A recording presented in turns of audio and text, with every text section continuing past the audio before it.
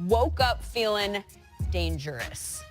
Winston Moss woke up feeling unemployed. The now former Packers linebacker coach and associate head coach tweeted this yesterday morning. Ponder this. What championship teams have are great leadership, period. It's not the offensive guru trend. It's not the safe trend. Find somebody that is going to hold number 12 and everybody in this building to a Lombardi standard, period.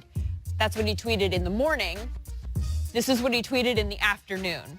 The Packers have informed me that they are letting me go. Hashtag thanks Twitter. So that evolved quickly. Also trending on Twitter today, the news about Emmanuel Sanders' injury. He tore his Achilles today at practice. The Broncos wide receiver out for the rest of the season. A lot of condolences from players like Golden Tate around the league.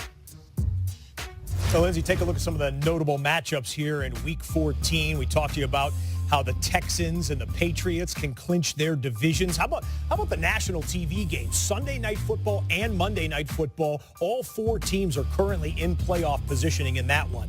So here we are on Wednesday, open locker room day for the media. Here are some of the best sound bites, including the Green Bay Packers going forward for the first game in over a decade without Mike McCarthy. Mike's not here, so there's new voices. I think everybody's kind of realizing that we're all under the microscope even more, and who knows what the changes are going to be after the season. What do you think of the team's decision to move on from Winston Moss? Especially yesterday, you had a tweet, I don't know if you saw, but what did you think of the team's decision? It had nothing to do with the decision. It's just too much like him to not want to be out there. That's who he is. He's a fighter, and he doesn't care how hurt or injured he is. He wants to be there. We'll talk a little bit, but, I'm not really going against Sam. I'm going against the Jets defense, and it's a really good defense. You have a mouse trap, and there's cheese in it, and the mouse is going up, and the mouse wants the cheese, and if he takes the cheese, and then the trap gets him. I saw him make the cutback, and I was like, oh, okay, Pete, get loose. Oh, my God. I'm looking around for flags like, holy crap, this is awesome. Obviously, we know this team. They know us.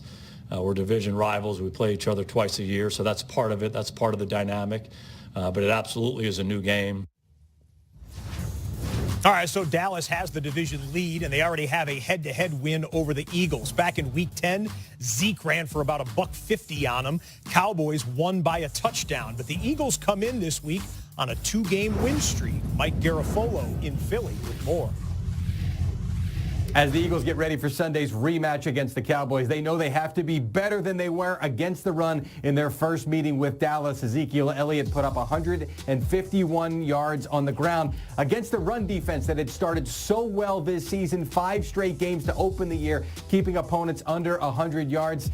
And then the other night gave up a 90-yard run to Adrian Peterson. But the good news is that seemed to be a one-off. The rest of the game did a fantastic job against Washington. They tried a little trickeration on that play on the defensive front. Didn't work. Fletcher Cox told me they went back to doing what they've been doing since day one of training camp. Much better in that regard. Need to be stout against Zeke and the Cowboys. All right, with Sean to talk about this one right now. What does a winning game plan look like for Philadelphia? Well, certainly Zach Ertz is going to have a big game. He's Carson Wentz's go-to guy. But I look at this run game. It's really started to emerge, Scott, with Josh Adams and with Darren Sproles. And you look at what they've done in the last 2 weeks. 9 runs over 10 yards. Last year, they led the NFL in runs over 10 yards with LeGarrette Blount. But these guys are starting to make an impact. Those big plays, they wear down defenses. So here you see Kelsey right here on this draw play, get a 2-for-1 right here, blocks 2 guys for the big touchdown.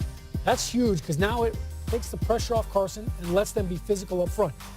On the defensive side of the ball, Scott, they got to get after Dak Prescott. And when you look at the Eagles, look, they're in the middle of the pack with Everyone's sacks. gotten after Dak Prescott this year. They have. He's the most sacked quarterback.